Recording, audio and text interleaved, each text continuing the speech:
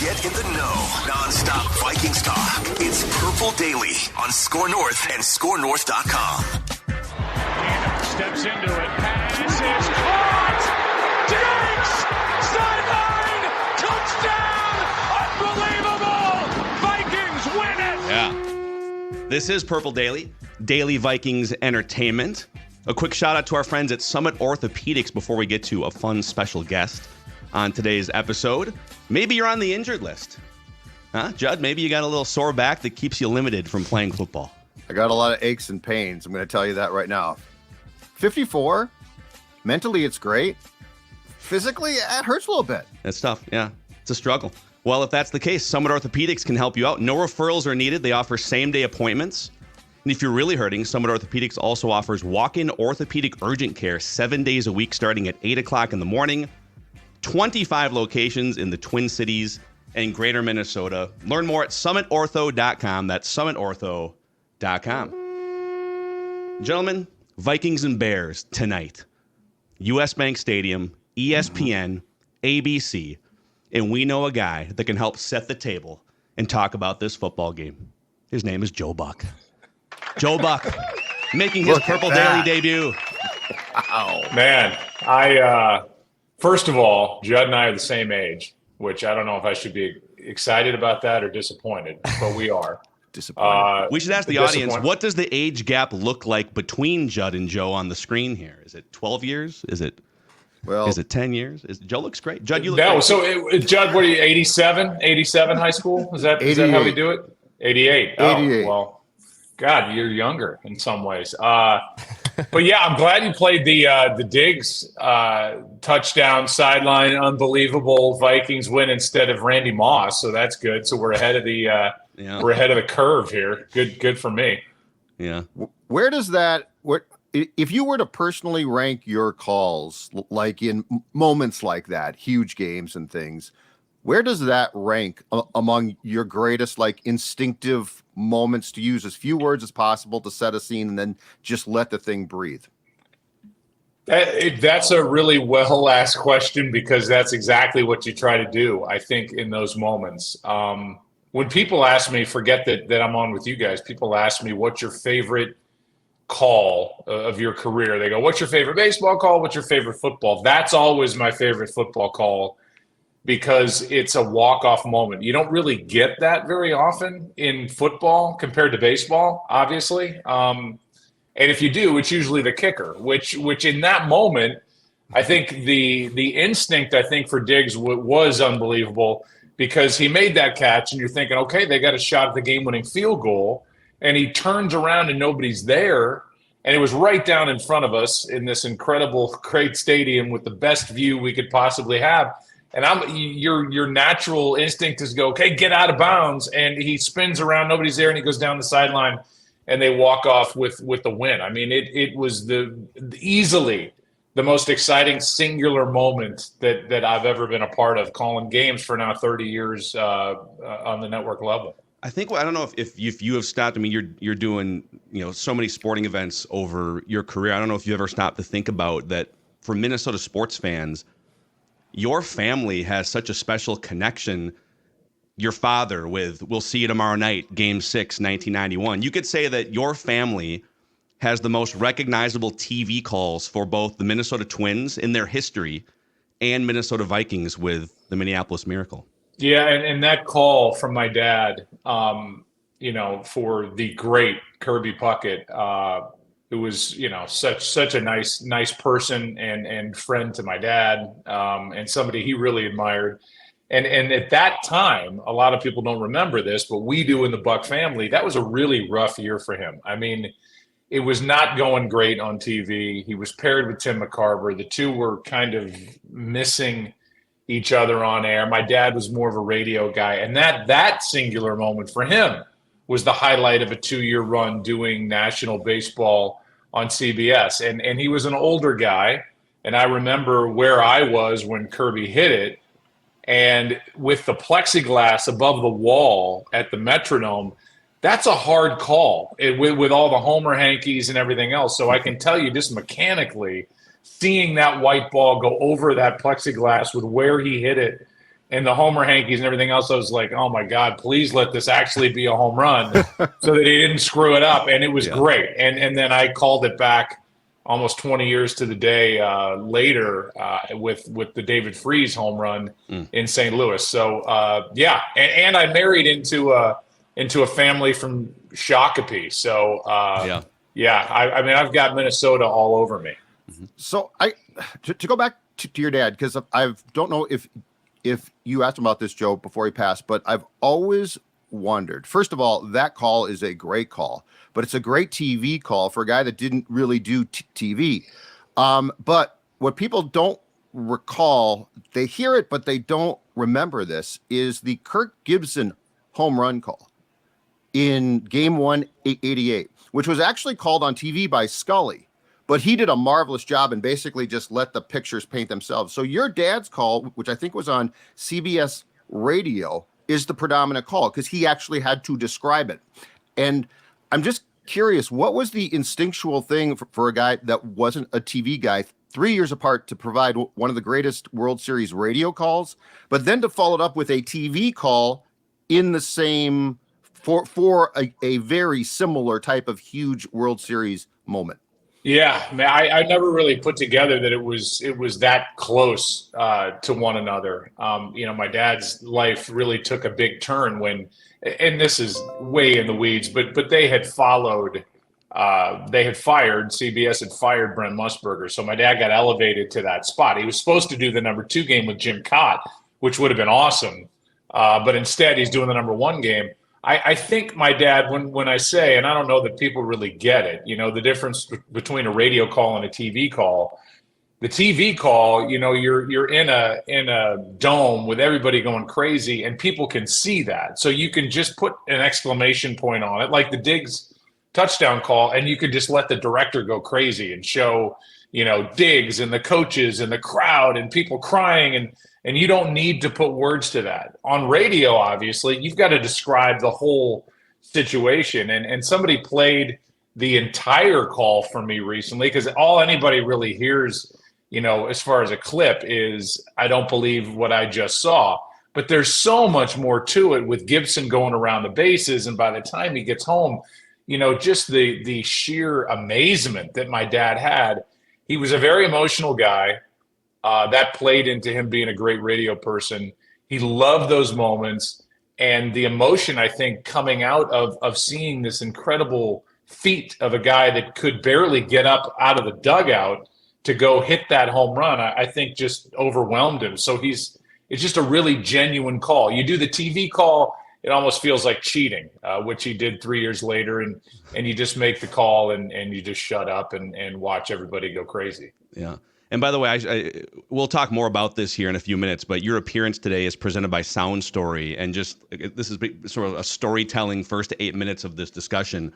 And so we will tell the audience more about Sound Story here briefly. But as you made a reference to the Diggs sideline touchdown, at least we didn't play the Randy Moss clip in 2004. Let me ask you this, because your relationship with Vikings fans, and we've always said, guys, it's been 20 years, for God's sakes, or it's been 5 years, 10 years. And people just hold sports grudges. But when you did you sort of feel a change in the way Vikings fans looked at you after the Minneapolis Miracle?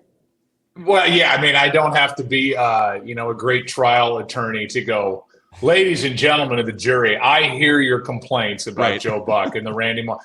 But this is Exhibit B, and this is an incredible moment that he got to be a part of. I hear the Randy Moss thing, and I'm guilty of bringing it up this morning. I feel like it's kind of a cloud that follows me around when I'm up here, and I know people think about it, and I get it. I mean, I'm a fan. If there's one team I can be a fan of, it's the St. Louis Blues. And if somebody said that from the national side and said that about my guy, no matter what was going on, I wouldn't like it. And I hear that back, and it kind of gives me a little bit of a jolt because I'm like, man, I can't believe that that's what came out of my mouth. But I have to live with that. And I'm not saying that I regret it, but it feels a little over the top. As much as I live with the Diggs sideline touchdown, unbelievable. I mean, It's just how you react in the moment. I didn't go to the stadium that day, thinking that, well, when there's a walk-off touchdown and Diggs scores this crazy touchdown, here's what I'm going to say. Right. And I just have to live with what comes out of my mouth. So if it were today, I think in a different atmosphere, I don't think those words would have come out of my mouth. The irony of it is my wife preceded me at ESPN, and of all the people I got to know best and all the people who treated my wife the best on the set at Monday Night Football was Randy. And he and I have become really good friends, and I don't think Randy cares about it. So, I guess I'll just move on, and hopefully everybody else can too. It didn't help that Red McCombs spent the next week trying to get you taken off the playoff game. I think he wanted me deported. I was at the time, if you recall, doing the TV media column for sports at the Star Tribune. Yeah, so I had to keep trying to contact you because it went from, well, Red's upset about this to Red is demanding Fox take Joe Buck off that game. And this, if it was a smoldering fire, burning a bit, right? Red took gasoline and a match and threw it right on there. So that was that next week because I remember Purple the Pride. whole thing. Yeah, yeah, it was crazy. It was crazy. I remember being in a movie with my girls who were little at the time, and that whole thing broke, and I was like, "Wait, what? Am I gonna get to do the game?" And then, like all things, they pass. I think it's part of growing up. I think it's part of understanding the world around you and knowing that everybody goes crazy, especially now more than even then. Everybody goes crazy for 5 minutes, and then they're on to the next thing. But it was. I'm not gonna lie. I mean, it was rough. I don't like that. I'm a pleaser. I like everybody to like me. And when you get into the boiler like that, it's like, man, it's going to be hard to show my face. But you grow up and you move on and you learn, and it's all a part of my history, which I wouldn't trade for anything. Yeah. So you've just sort of fast forwarding to we have a game tonight, and the Vikings have they lost last week to the Broncos, but I feel like that win against the 49ers was when you called the Monday night game about a month ago. That was such a pivot point for the Vikings because if they lose that game, now they might go into selling mode at the trade deadline, and it kind of launched them into a month of winning football, getting them back into the playoff mix. So you've had prep conversations, you've been in meetings, you've called a Vikings game a month ago. Just what are your general observations about this current Vikings team, Joe? Well, I mean, I know that the national perspective is always different than the boots on the ground that are here that have complaints. And I think you have a hell of a head coach. And I think he should get a lot of credit for holding this team together. I mean, you see what's happened with the Jets, and you see what's happened with the way that offense isn't doing literally anything. And you can look at this Vikings team. You haven't had Justin Jefferson, who's, I think, the best receiver in the game. You haven't had Kirk Cousins now. You bring in Josh Dobbs. I think journeyman sometimes has a negative connotation, and I don't think it does in the case of Dobbs. I think he deserves credit for being adaptable and learning offense after offense. But you don't have Cam Akers, who I think was just starting to ascend, and now he's out. You're missing big pieces on the defense, and yet here you are at 6-5, if I'm not mistaken. And I think, a favorite tonight should win. I think he's done a great job. And I think that this team, has a lot of decisions to make going forward with who they bring back and how much money they want to allocate to these different spots. But I think, on the heels of the firing of Frank Reich 5 minutes after he was hired by Carolina, you realize how hard these guys are to find. So you're starting with something really good and a smart head coach who's got this team playing really well despite a lot of things against it. And that's my perspective. I think they're a dangerous team. I think Brian Flores has done a great job with his defense. I think he's squeezing the most out of it with all this blitzing. And, who knows? You get into the tournament and crazy things happen. And I mentioned the Blues. They were the worst team in the NHL. Then they went on that year and won the Stanley Cup as an undermanned team. So get in and take your chances. Joe, as well, you've been doing play-by-play of this league back full time? Because I know there was a stint at Fox and then you left for a while since what, 2002 or so, 2003 when you came back? Yeah, no, I was doing NFL throughout. So I've been calling NFL games, since '94. What do you to go back through the course of your time then doing play-by-play of this league in that time? What do you like the most that's changed, and what do you dislike the most that's changed about this game?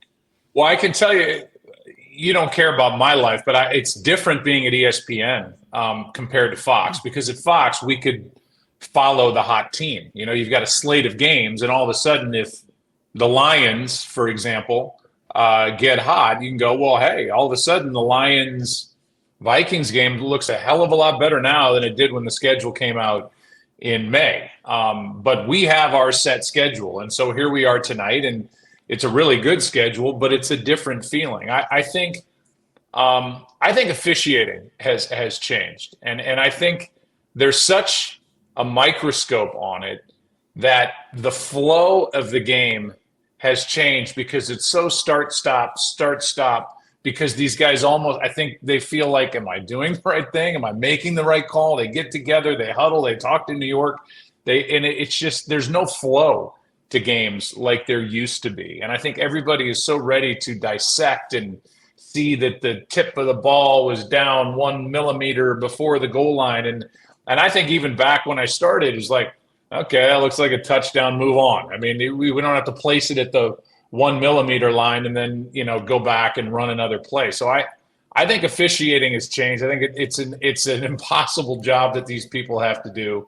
And I think that's led to more of a lack of flow in these games that makes it a little harder to call, and I think a little harder to watch as well. I think you've kind of nailed it. We do this with baseball too, where we, fans and media, are the umpires getting worse? Are they worse now than they've ever been? Are officials? No, we're literally watching in 4 and 8K definition on 70-inch flat screens.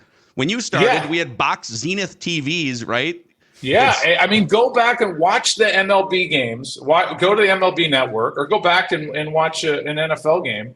And your natural instinct is to go, wait, did he catch that? And when you're watching how it used to be done, or was he really out at first base? I mean, it kind of looked like now I sound like Rome. It kind of looked like he beat that at first base, but back then it's like, all right, move on, let's go. And now I don't know, Jim, I don't know.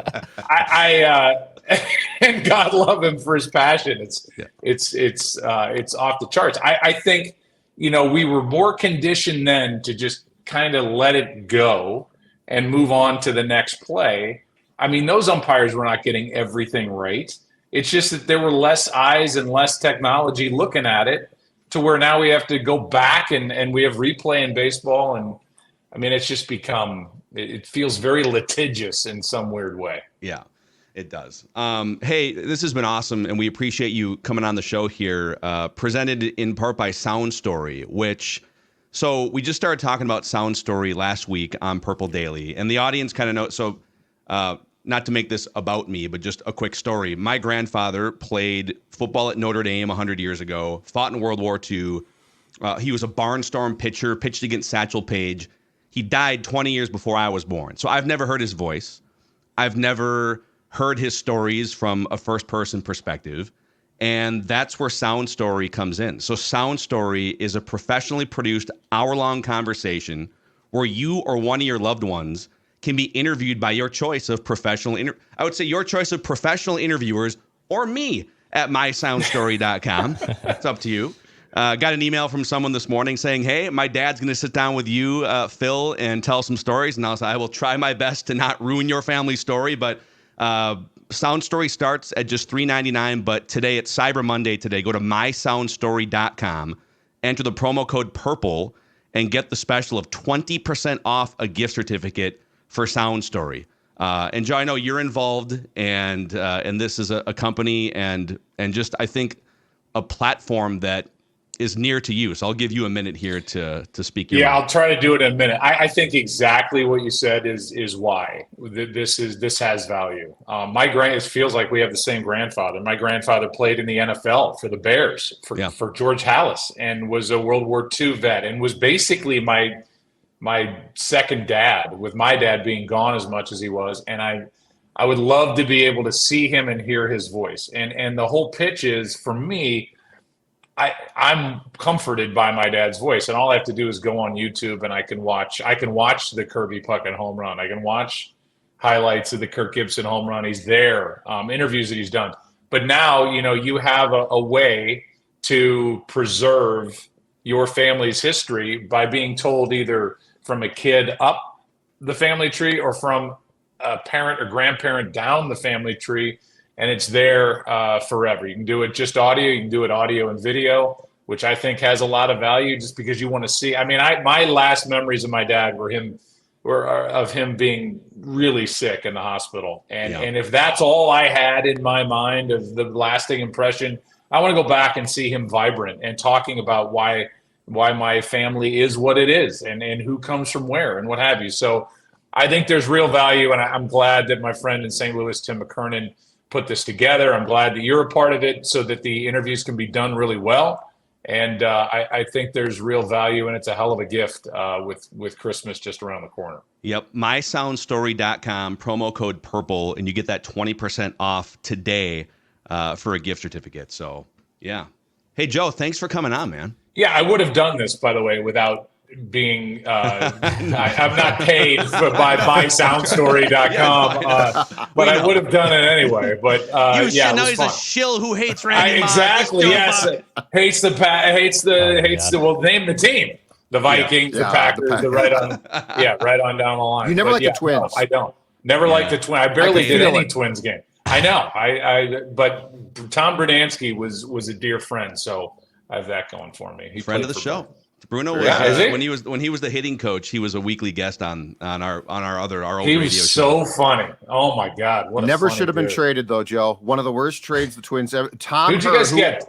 Alisea and Tom Herr, and that opened room for Alisea in St. Louis. That's right, Tommy Herr. And Tommy Herr wanted nothing to do with Minnesota. Now he really didn't like Minnesota. Yeah. Well, there you go. Well, he's from Lancaster, Pennsylvania, so let's go storm Lancaster, Pennsylvania. Exactly. Hey, let him know how pissed we all are. Lay off Joe for 2004. Let's go after Tommy Herr. Yeah, screw that guy. Yeah. All right. Well, enjoy the game tonight. Vikings and Bears, ESPN, ABC. Joe Buck, you are now a friend of the show here on Purple Daily. Thank you, man. Yeah, my pleasure. It was a blast. Thanks, guys. All right, there he is. Great stuff, boys. We'll say goodbye to Joe. We'll keep it rolling here on Purple Daily, presented by Quick Trip as well, Judd. A great place for you to stock up for these 13-degree days that are apparently hitting us in the face today. That is exactly right. You know what? Quick Trip, as Phil just said, you can stock up. So gasoline, absolutely. Karuba coffee, absolutely. But you can also get all of your groceries there. You can go Quick Trip is an endless possibility of what you need in a time like this when, it might be cold outside. You don't really want to go to the grocery store, park in the parking lot, right? You got to negotiate. You got to get Quick Trip's going to make your life as simple as possible. And here's something else too. When you're at Quick Trip, take a quick photo and tweet us, X the Quick Trip, so we can see it here, so we can know that, the message on PD is working. Quick Trip is the place to stop for what you need. Yeah. And Joe, while you're at it, cheers to Joe Buck. Cheers to new friend of the show, Joe Buck. Mm-hmm. We should send him home with one of those Surly Before I Die lagers is what we should do. I'm going to be there tonight. Perhaps I can find him in the press box and I could say, Joe, I want you Can you bring beer into the press box without getting accosted by public relations? I could bring one in. You can bring it in there. You just can't have beer on your breath necessarily. Well, I wouldn't bring a 12-pack in. Hey guys, what's going on with a 12-pack? But I'm going to tell you, I would bring in a Surly Before I Die for Joe Buck. Because you know what? Joe Buck's call of the Diggs touchdown, it basically symbolized the hope of Before I Die that Surly puts out, that this show talks about. Furious, Logic Bomb. I could go through any number of beers that during the long weekend Sports Dad enjoyed. And of course, when you're enjoying that beer, take that picture of it and X us that as well. Tweet us that as well. We want to see your surly, whatever you're sipping on, at Jay Zolgat, at Score North. We always love to see the engagement on social media. Yeah. So, yeah, debrief session here. That was great. Mm-hmm. Just It's fun. Mm-hmm. I don't think have we ever had him on the old radio show? Maybe once. I You don't get him on remember. once. Did you guys get him on during like Super Bowl week when that was here? I'm trying to remember. That might have been the first time. I mean, have you talked to Joe with your old media job? I think that's the first time I've ever talked to Joe Buck.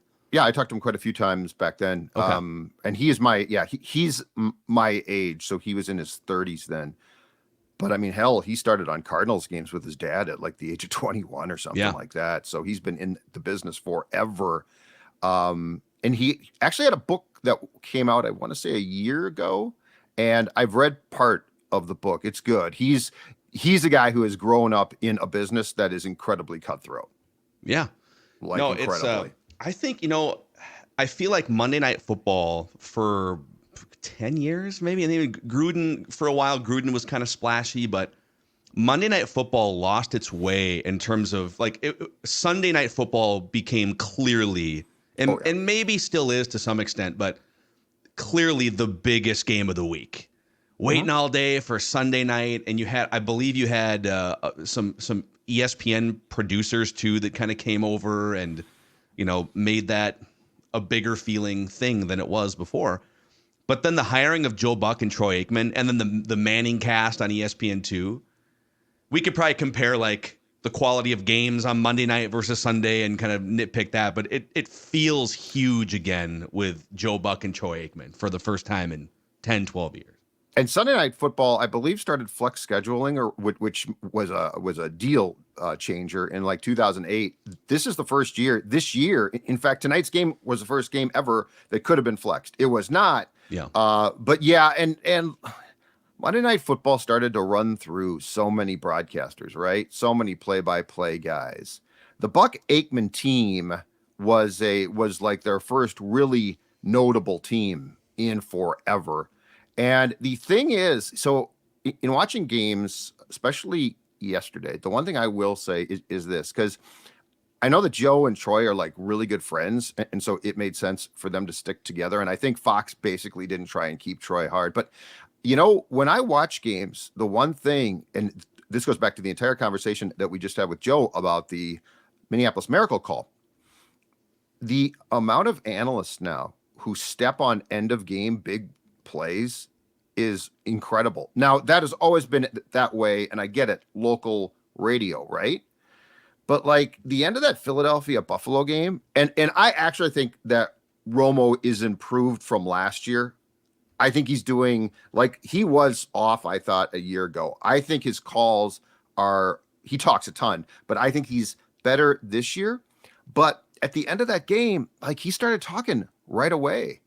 And I think the chemistry between like Joe and Troy is good enough where that does not happen. And can you imagine if Aikman had started babbling? Yeah, because you can, as soon as Diggs scored, you'll have plenty of time once they start. Yeah. Once production starts showing the replay and stuff, right? You'll have plenty of time to say what you need to say. We did see Kevin Harlan is another one where I'd love to see him get like the top job somewhere at some point, but age-wise, Joe Buck's not going anywhere. Jim Nantz, I think, is older than Kevin Harlan, but Jim Nantz is still going to do this for another 10, 15 years. But there was a video clip of Harlan. I can't remember if it was a TNT. It was March Madness, I think, where something's happening. Here we go. And they had the video on him, and was it Reggie and somebody else? And he's calling this crucial moment, 10-5, here we go, game-winning shot. And he's got his arm out telling those guys, like, wait. He's directing as he's doing play-by-play. And that's something that's so fascinating is it's not just like talking and describing a play. There's all this preparation. There's timing, like you said. And just to go back to, because I don't know if we were going to bring up the Moss thing, but he brought it up, so it was worth sort of exploring. If you go back and listen to that broadcast, it was the 2004 playoffs, 2005 calendar year of January of 2005. And the Vikings beat the Packers at Lambeau Field in a playoff game. And Moss does the fake mooning thing. And Joe didn't know the backstory at the time that Packers fans mooned the Vikings team bus, and Moss was just kind of giving it back to him, whatever. Right. But if you listen to that broadcast, first of all, it was Joe Buck, Troy Aikman, and Chris Collinsworth was the third guy on that broadcast. Mm-hmm. And they were all so much more critical than you would hear them being now. I mean, Chris Collinsworth loves it, right, Declan? Chris Collinsworth loves everybody. Oh yeah, I mean, just a good guy and loves to hang out with his buddies. You know, all the boys together. Thanksgiving table. He got the turducken and the stuffing. Just a lot of good stuff that's all around. And you listen now, and Collinsworth loves everyone. Back in the day, he was, I don't know if he had a chip on his shoulder, but I think Buck too. Buck was in his 30s at the time. Right. A little chip on his shoulder, young broadcaster, and it's just amazing to hear how he has changed in that role. And I think hopefully Vikings fans view him differently than they did in 2004, 5, and 2006. Right. That's all I would say. And I also think of all of the Vikings in 2000 at that time that he could have criticized, right? Like almost anyone, and it wouldn't have been like that because we still love Moss. Mm-hmm. Like that was, through that first stint of Moss. I mean, to go back to a conversation that we've had plenty, but he changed the game and he changed the franchise. And so I think the perception of a personal attack, but at that time, I don't think anybody knew, because I was covering that game in the press box in Green Bay. I don't think anybody knew why he did that. And that's what was sort of weird at the time. And then you find out the backstory. It's like, oh, it's sort of funny. Yeah. But that's the thing that was different then. So yeah, I think the Diggs call, and it's interesting that Joe said that that's his top personal call. Like that's a lot of events. This dude called World Series from 96. Stuck that landing. Like that was a perfect call. I thought the only one that might top it, although it wasn't necessarily really his, was the tribute to his dad during the Rangers-Cardinals game, mm-hmm. which was awesome. But mm-hmm. That's the perfect like mesh of a call and just allowing. Again, if Aikman had come in, it would have ruined it. And the fact that he didn't come in and let that thing just breathe is just fantastic. Yeah. I mean, we see it all the time, even in like WWE. Like that happened this Saturday when CM Punk comes back, and it's a complete shock. I mean, Michael Cole probably was in on it at the last minute, but there's even a camera view, Judd, of like when the graphics on, they're gonna sign off, like the pay-per-view's all over, and then all of a sudden Punk's music hits, and you even see Michael Cole like kind of do the stand back of, oh my, what? No one say anything. Nothing I can say is going to add to this moment. Let's just listen to the crowd pop. Yeah, exactly. And letting that tell the story. And Joe's right. Radio versus TV, completely different ball game. It is so much more difficult on radio to honestly describe those acts because you are the eyes and ears for everything. Where TV, you can kind of let things marinate and breathe a little bit. But it is an art, and it's very difficult to do. Yep. And Joe Buck is very, very good at it. And we appreciate him taking some time out of his busy day here, Monday Night Football, Bears and Vikings. One more shout out to our friends at Federated for helping power Purple Daily and all across the Score North network of podcasts. Federated's like having a great offensive line for your business. They're all about risk management. They're all about protection. And they've been doing it since 1904. So 100 years of experience. They're based in Owatonna, Minnesota. So they are one of us, so to speak.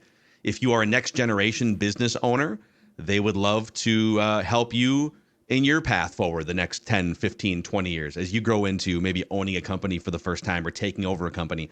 Federatedinsurance.com, where it's our business to protect yours. All right, boys.